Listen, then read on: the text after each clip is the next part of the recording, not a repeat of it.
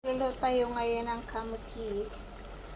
So, gagataan po natin siya, talaga natin ng konting sugar. So, actually po is pinalambot ko muna siya sa water. Ayan.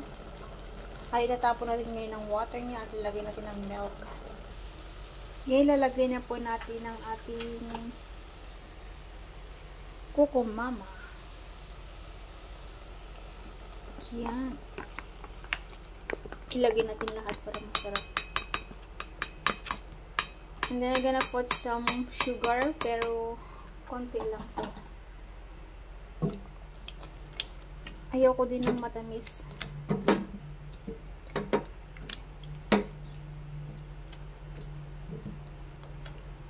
Hindi ko na siya lalagyan ng milk kasi ayaw din ni Apam ng matamis.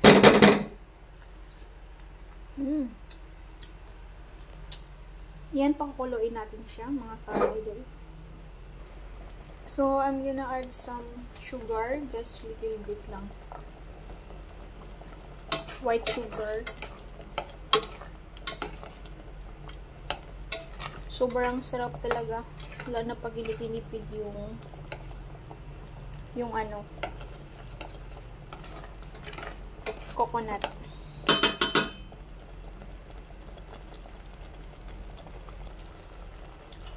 Isang kutsara lang nilagay ko, walang abutin na isang kutsara. Natamisan si Apam. Bahala ka dyan. Hindi ako magkain.